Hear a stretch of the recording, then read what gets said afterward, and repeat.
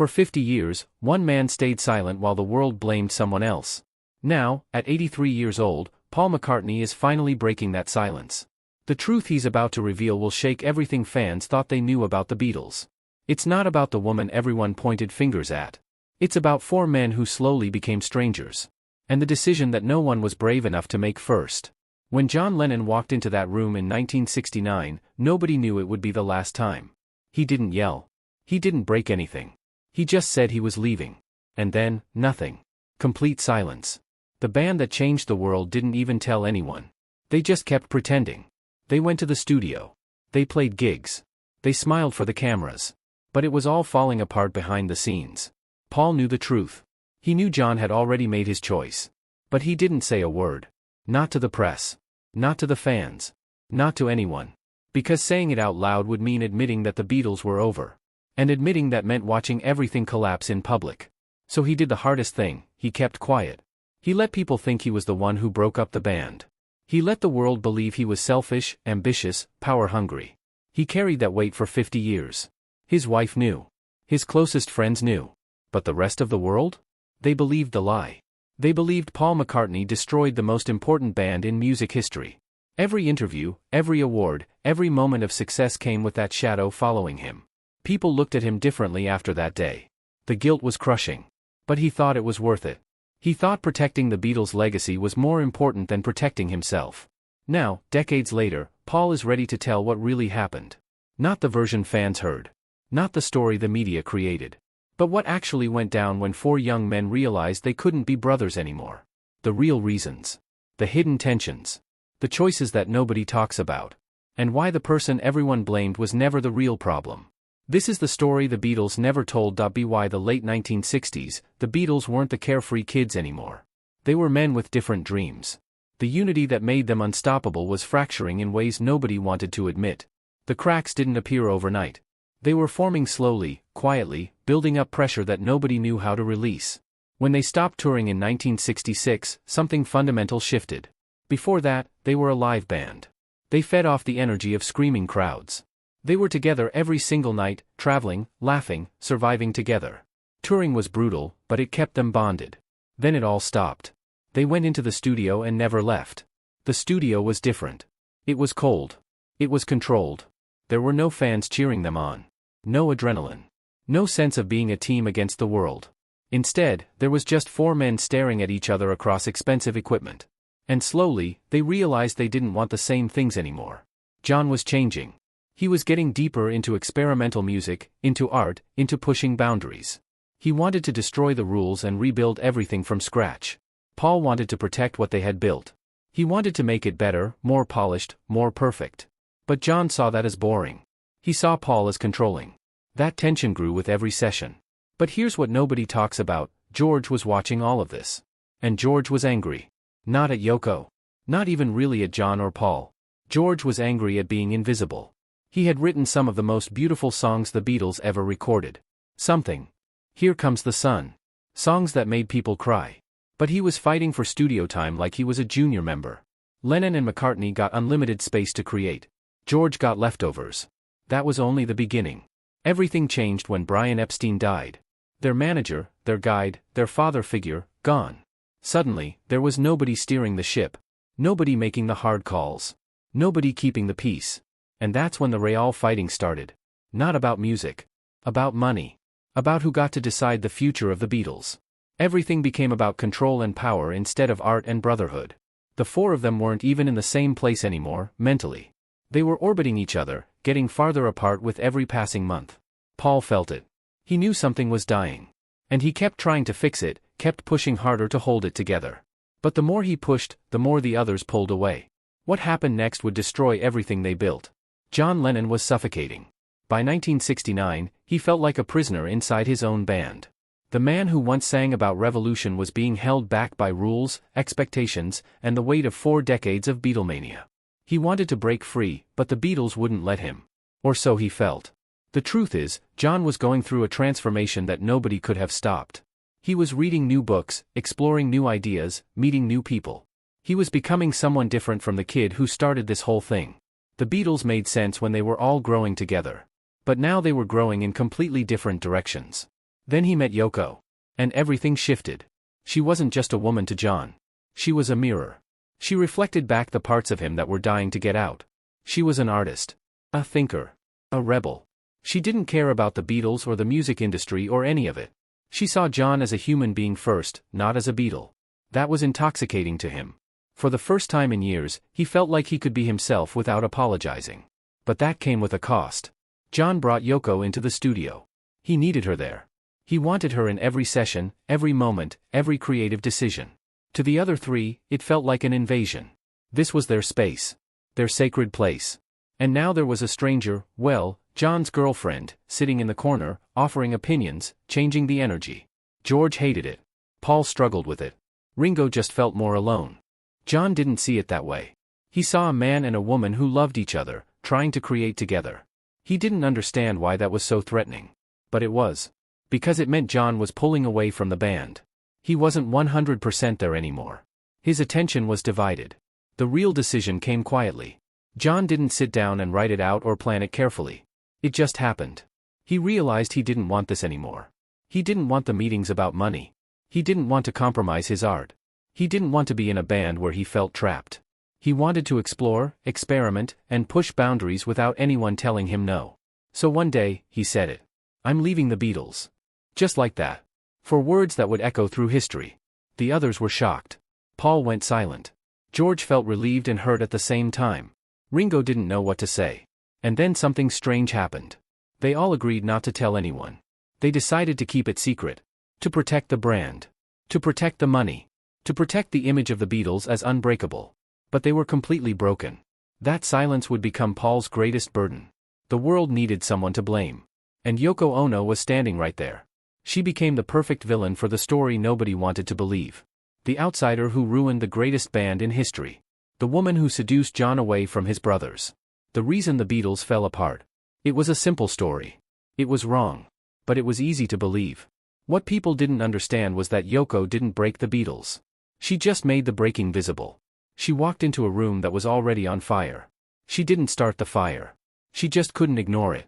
By the time Yoko appeared in John's life, the Beatles were already cracking. The tensions had been building for years. The resentment was real. The distance was growing. John was already searching for something outside the band. He was already unhappy. He was already changing. Yoko didn't cause any of that. She just became the person John turned to when he realized the Beatles couldn't give him what he needed anymore. But here's what makes people angry, she was there. Every session. Every moment. Breaking an unspoken rule that outsiders didn't belong in the studio. The Beatles had always been just the four of them. Sacred. Private. And now there was someone else in the room. Someone who questioned things. Someone who didn't worship the Beatles like the rest of the world did. That threatened everything. What nobody realized was that John asked for this. He wanted Yoko there. He needed her there. He brought her into the studio deliberately because she made him feel alive. With her, he wasn't a Beatle. He was just John. And for the first time in years, he wanted to be just John. Paul admits now that they didn't know how to handle it. They felt invaded. But that was their problem to solve, not Yoko's problem to fix. She didn't owe them anything. She was supporting the man she loved. That's not evil. That's not destructive. That's just love. The real damage wasn't Yoko sitting in the studio. The real damage was that the Beatles couldn't adapt to change. They couldn't accept that John was evolving into someone new. They couldn't let go of what they used to be. And instead of facing that truth, they found someone else to blame. Yoko became the scapegoat for a much bigger story. A story about four men who grew up together and then grew into different people. A story about success that isolated them instead of bringing them closer. A story about the cost of staying together when staying together was killing you. She didn't destroy the Beatles. The Beatles destroyed themselves. And then they blamed her for watching it happen. The music was falling apart, but the real killing blow came from the business side. When Brian Epstein died in 1967, something essential died with him. He wasn't just a manager. He was the glue. He protected them from the ugly side of the music industry. He made the hard decisions so they could focus on creating. Without him, everything fell apart. Suddenly, for musicians had to make business decisions they had no idea how to make. And they couldn't agree on anything. This is where the story gets messy. This is where brothers became enemies. Paul wanted to bring in Linda's father, Lee Eastman, to manage the band. Lee was a lawyer. He was family. Paul trusted him. But John, George, and Ringo said no.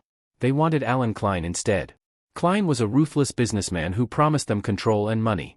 He told them what they wanted to hear. He made them feel powerful. This should have been a simple business decision. It wasn't. It became personal. It became about who had the right to control the Beatles' future. It became about who really ran the band. And suddenly, it wasn't four friends making a choice together. It was 3 against 1. Paul versus everyone else. The tension exploded into a legal battle.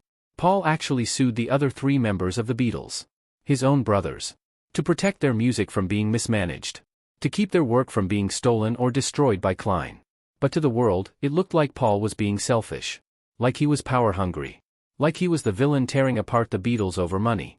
Nobody understood what was really happening. Paul wasn't fighting to control the Beatles. He was fighting to save them. He saw what Klein was doing.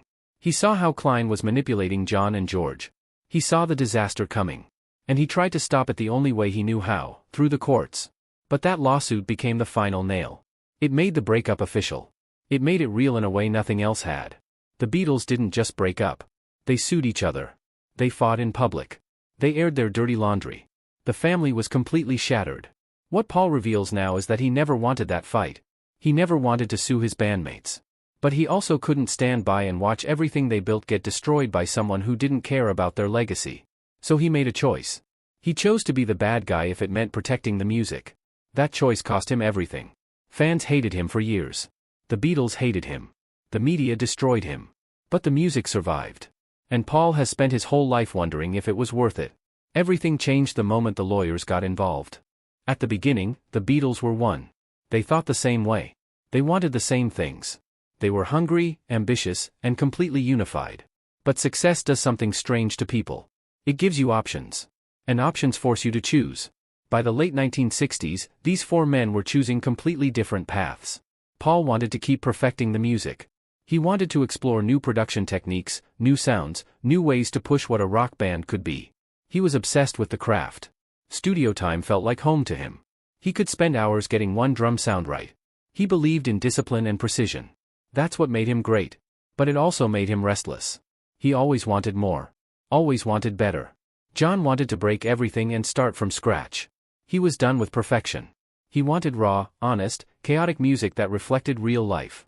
He wanted to scream and experiment and fail. He didn't care if it sounded polished. He cared if it felt true.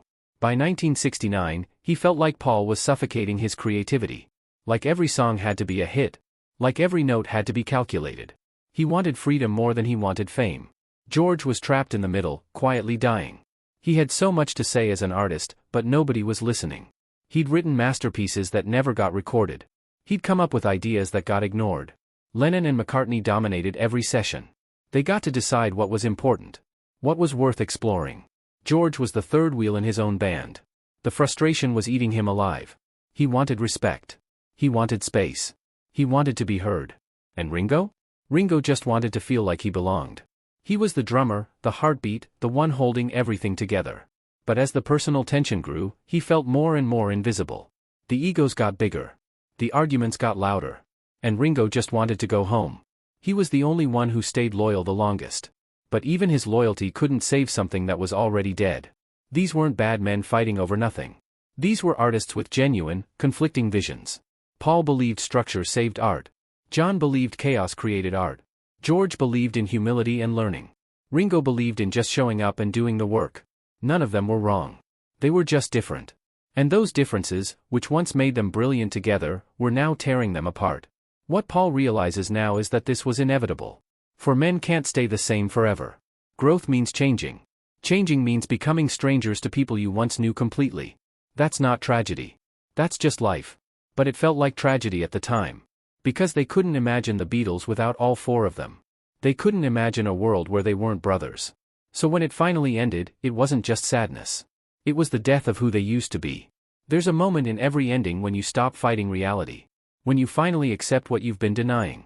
For Paul McCartney, that moment came on a quiet night in 1969. He was alone. And that's when it hit him. The Beatles were gone. It wasn't the moment John announced he was leaving. That was shock. That was denial. That was the beginning of the lie Paul would tell for 50 years. No, this was different. This was the moment he accepted the truth. The moment he stopped hoping they could fix it. The moment he realized that some things, once broken, can never be repaired. Paul has described it like this: he was sitting at the piano late at night. Everyone else had gone home. The studio was empty. And he realized he was completely alone. The four of them were no longer connected by anything except contracts and money. The love was gone. The brotherhood was gone. The dream was gone. What remained was just the ghost of what they used to be. What happened next would change everything. Paul made a choice that nobody understood at the time. He decided to keep quiet. He decided to let people think he broke up the Beatles. He decided to take the blame so the other three wouldn't have to. It sounds crazy now. But at the time, it made sense to him. Protecting the band's legacy felt more important than protecting his own reputation. Most of us may never become famous. We may never experience what it felt like to be a Beatle. But many of us know what it feels like to watch something beautiful die. To watch a friendship fade. To watch people who used to be everything to you become strangers. We know what it feels like to stay silent when we should speak up. To take the blame to protect someone else. To sacrifice ourselves for something we believe in. That's what Paul did. And he paid the price for it. He went home to his wife Linda and told her the truth. The Beatles were over. She listened. She held him. And then she did something that saved his life. She told him to write. To create. To use his pain as fuel. So that's what he did. He went into his home studio and started writing songs that would become wings. He took his shattered heart and turned it into art. That's how he survived. But the silence was killing him. For years, he woke up believing people thought he was selfish. That he was the one who destroyed the most important band in history. He read the articles. He heard the criticism. He felt the judgment. And he never defended himself. Because defending himself meant telling the truth. And telling the truth meant revealing all the secrets. So he carried it alone. For 50 years, he carried it. At 83 years old, Paul McCartney is not the same man who stayed silent for 50 years. He's had time. Time to heal. Time to think. Time to forgive himself most of all. And now, he's finally ready to tell the story that's been burning inside him for decades. Not with anger. Not with defensiveness. But with the wisdom that only comes from living a full life and looking back with clear eyes. When Paul talks about Yoko now, there's no resentment. He sees her for what she always was, a woman who loved John Lennon deeply. She didn't destroy anything. She just loved him differently than the Beatles loved him. And John needed that love more than he needed the band. Paul understands that now. It took him 50 years, but he finally gets it. He talks about John with genuine affection. They argued. They fought over creative decisions. They had completely different visions for where the music should go. But that wasn't hate. That was passion. That was two artists who cared so much about the work that they were willing to risk their friendship over it. Paul misses John every day. The anger faded a long time ago. What's left is just sadness that they didn't get more time together. George is where the real regret lives. Paul admits now that he didn't give George enough space. He didn't tell him enough times that he was brilliant. That his songs mattered. That his voice deserved to be heard. Here Comes the Sun and Something are masterpieces. But George had to fight for every moment he got in the studio. Paul sees that now. And he wishes he could go back and do it differently. He wishes he could tell George how much he truly respected him. But George is gone. So all Paul can do is tell the story now. Make sure the world knows that George Harrison was an equal. Not a sidekick. Not a junior member. An equal. Ringo gets a special place in Paul's heart. Because Ringo stayed. Long after everyone else had checked out, Ringo kept showing up. He kept playing. He kept believing. He was the glue when the other three were falling apart. Paul didn't appreciate that enough at the time. But he does now. What Paul reveals is that the breakup wasn't about ego or power or jealousy. It was about four men becoming four different men. It was about outgrowing something that once fit perfectly. It was about the cost of success. It was about the loneliness that comes from being loved by millions while being alone with your own thoughts. The real tragedy wasn't that the Beatles ended. The real tragedy was that they didn't talk about it while it was happening. They let the silence grow instead of bridging the gap. They protected the image instead of protecting the relationship. And by the time they realized what they'd lost, it was too late. But Paul is here now. And he's speaking the truth. Not to blame anyone. Not to rewrite history. But to finally let everyone know, especially the fans, that the Beatles loved each other.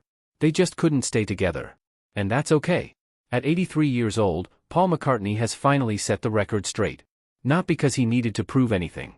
Not because he wanted revenge. But because the world deserves to know the truth. And the truth is far more beautiful and heartbreaking than any lie could ever be. The Beatles didn't fall apart because of one bad decision. They didn't break because of one person. They evolved. They grew. They became 4 different men with 4 different dreams. And they couldn't fit into the same box anymore. That's not a tragedy. That's just what happens when people are brave enough to become who they're meant to be. Paul's silence for 50 years wasn't weakness. It was love. He loved the Beatles so much that he was willing to be hated so the band wouldn't be torn apart publicly. He loved his brothers enough to take the blame so they wouldn't have to. That's a kind of strength that most people will never understand. That's the kind of sacrifice that defines a person. What Paul wants the world to know is that sometimes the people we blame aren't the real villains. Sometimes they're just caught in the middle of something much bigger than themselves. Yoko didn't break the Beatles. She just exposed what was already breaking. The business deals didn't destroy them. They just made the invisible visible. The creative differences didn't kill them. They just revealed that 4 boys couldn't stay boys forever. The real lesson is this: nothing lasts forever. Not bands. Not friendships. Not even love, sometimes. But that doesn't make those things worthless. It makes them sacred. It makes every moment matter more because we know it won't last. The Beatles gave the world the greatest music ever created. They changed culture. They changed people's lives. And they did it together, even when it was hard. Even when they were falling apart. At 83, Paul isn't bitter. He's grateful. Grateful for the music. Grateful for the brothers he got to work with. Grateful for the journey. Even the painful parts. Especially the painful parts. Because those are the parts that made him human. Those are the parts that taught him what matters. The Beatles story isn't over. It's just different now. It's a story about 4 men who gave everything they had, and then had to let go. It's a story about the cost of success. It's a story about the loneliness that comes with fame. It's a story about brothers who loved each other, even when they couldn't stay together. And maybe that's the most important story of all. But this wasn't the only unbelievable chapter in music history. The next video on your screen reveals an even bigger secret about another legendary band that almost destroyed itself, and how they survived when the Beatles couldn't. Click now to discover what really happened behind closed doors. You won't believe it.